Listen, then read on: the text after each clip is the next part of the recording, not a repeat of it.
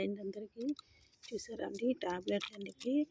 మనం ఎప్పుడైనా ఒంట్లో పడినప్పుడు హాస్పిటల్కి వెళ్ళి టాబ్లెట్లు ఇస్తారు, కానీ మనం తగ్గిన తర్వాత మనం పక్కన పడుస్తూ ఉన్న టాబ్లెట్లు అవి ఏమీ వేస్ట్ పోకుండా మనం ఏం చేయాలంటే ఆ టాబ్లెట్ తీసి మనం మొక్క మొదటిన వేసామనుకోండి, కొద్దిగా గొయ్యి తీసి మొక్క మొదటిన వేస్తే చాలా బలం వస్తుందండి. పూత కూడా వస్తుంది, పువ్వులు పూస్తవి, కాయల చెట్లు అయితే కాయలు కాస్తవి, చాలా బలం వస్తుందండి మొక్కలకి.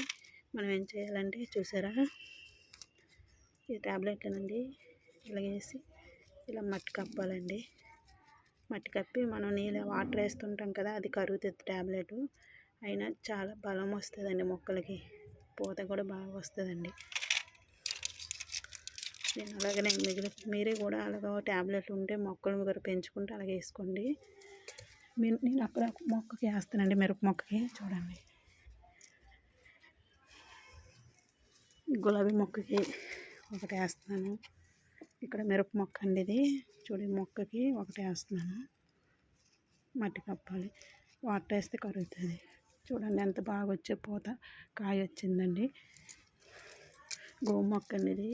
ఇవి తోట మొక్కలు, ఇది టమాటా మొక్క, ఇది కొయ్యగూర మొక్క అండి, ఇది పుదీనా అండి, ఇది వంగ మొక్క.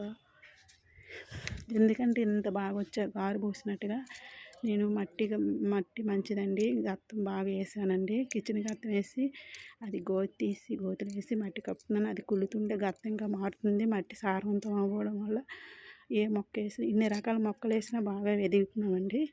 చూసారా, ఒకసారి హార్వెస్ట్ చేద్దామండి ఒక 4-5 రోజులు పోయిన తర్వాత. చూడండి ఎంత బాగుంది. ఒకే టబ్బుగా ఇన్ని మొక్కలు ఉన్నాయి. మొక్క మట్టి సారవంతంగా అందువల్ల బాగా పెరుగుతున్నామండి. ఓకేనండి, మీకు నచ్చితే లైక్, షేర్ చేయండి.